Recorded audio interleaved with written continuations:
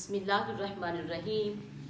فہم الحدیث میں آج ہم کتاب الایمان کے بیان آپ کے سامنے رکھیں گے۔ کتاب الایمان، ایمان والیو، رسول اللہ صلی اللہ تعالیٰ علیہ وآلہ وسلم نے فرمایا اسلام کی بنیاد 5 چیزوں پر قائم کی گئی ہے۔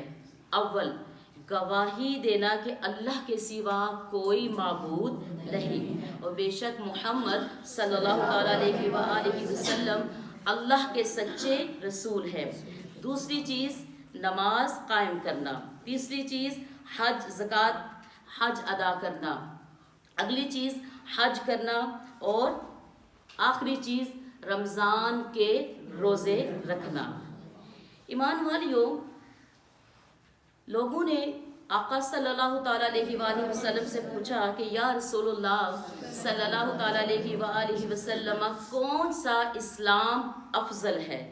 تو نبی رحمت صلی اللہ تعالیٰ علیہ وآلہ وسلم نے فرمایا وہ جس کے ماننے والے مسلمانوں کی زبان اور ہاتھ سے سارے مسلمان سلامتی میں رہے۔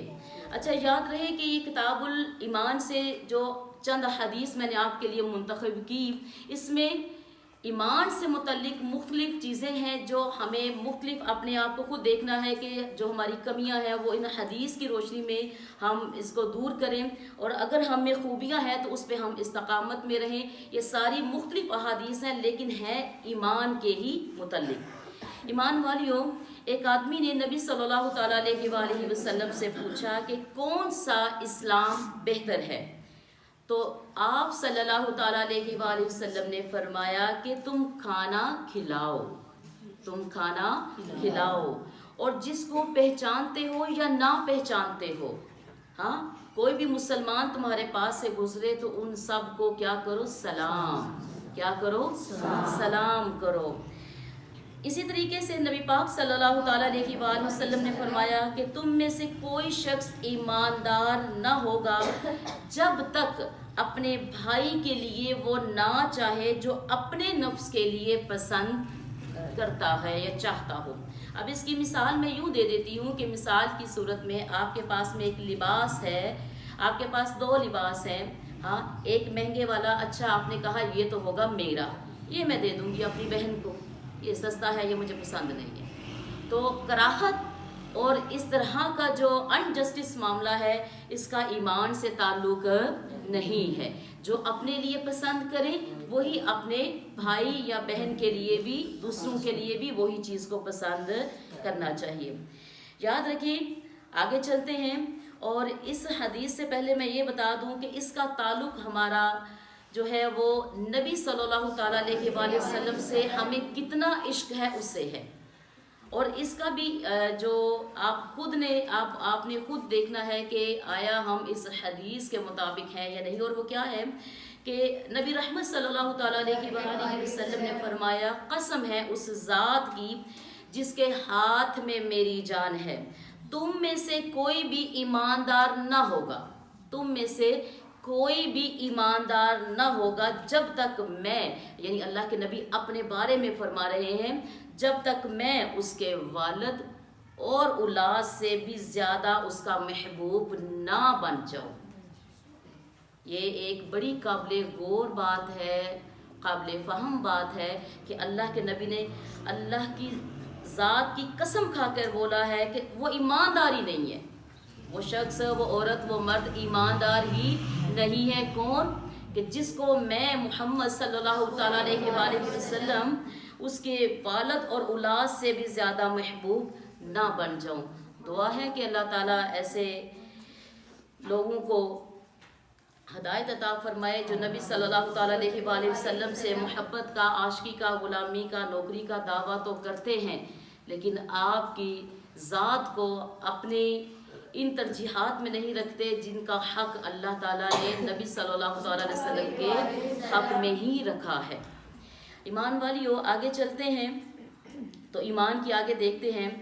عبادہ بن صامت رضی اللہ تعالیٰ عنہ جو بدر کی لڑائی میں شریک تھے اور لیلۃ العقبہ کے 12 نقیبوں میں سے تھے، فرماتے ہیں کہ رسول اللہ صلی اللہ تعالیٰ علیہ وآلہ وسلم نے اس وقت جب آپ کے گرد صحابہ کی ایک جماعت بیٹھی ہوئی تھی. فرمایا کہ مجھ سے بیعت کرو اس بات پہ، مجھ سے کیا کرو؟ بیعت کرو اس بات پہ کہ اللہ کے سوا کسی کو شریک نہ کرو گے. پہلی بات تو آپ نے فرمائی کہ اللہ کے ساتھ کسی کو شریک نہ کرو گے. دوسری بات چوری نہ کرو گے.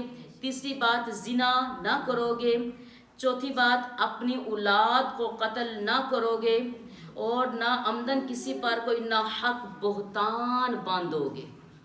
یہ جو ہمارے ہاں ایک دوسرے کو بہت جلدی کریکٹرائز کیا جاتا ہے، کریکٹر لیس کیا جاتا ہے، فلاں ایسی ہے، فلاں ایسا ہے وغیرہ، تو کسی کو ایسے انداز میں نہ حق کرنا اللہ کے نبی نے فرمایا نہ کرو گے. اور آگے فرمایا اور کسی بھی اچھی بات میں خدا کی نافرمانی نہ کرو گے، اور جو کوئی تم میں اس عہد کو پورا کرے گا تو اس کا ثواب اللہ کے ذمے ہے. جو کوئی ان بری باتوں میں سے کسی کا ارتکاب کرے گا اور اسے دنیا میں اسلامی قانون کے تحت سزا دی جائے گی تو یہ سزا اس کے گناہوں کے لیے بدلہ ہو جائے گی. اور جو کوئی ان میں سے کسی بات میں مبتلا ہوگا اور اللہ اس کے گناہ کو چھپا لے تو پھر اس کا معاملہ کس کے سپرد ہوگا؟ اللہ کے حوالے ہے. اگر چاہے تو معاف کرے گا اور اگر چاہے تو سزا دے دے. عبادہ کہتے ہیں کہ پھر ہم سب نے آپ صلی اللہ تعالیٰ علیہ وآلہ وسلم کی ان سب باتوں پر بیعت کر لی. کیا کر لی؟ بیعت کر لی. یعنی کہ ہم زندگی میں ان چیزوں سے باز رہنے کی کوشش کریں گے، کیونکہ اگر ہم میں ایمان ہوا، یہ ایمان سے ساری چیزیں ہیں، ان کا تعلق کس سے ہے؟ کس سے ہے؟ ایمان سے ہے. تو یاد رکھیں ایمان ایک ایسی چیز ہے جس سے ہمارا عمل ظاہر ہوتا ہے. جس کے اندر جتنا ایمان ہوگا، کیا ہوگا؟ جتنا ایمان ہوگا وہ اتنا زیادہ شریعت کے لبادے میں ہوگا، شریعت کا پیروکار ہوگا، شریعت کا پابند ہوگا، رب سے ڈرنے والا ہوگا، اور سب سے بڑھ کے اللہ اور اس کے رسول صلی اللہ تعالیٰ علیہ وآلہ وسلم کے احکامات اور نبی کی تعلیمات پر عمل کرنے والا ہوگا. والسلام فی امان اللہ.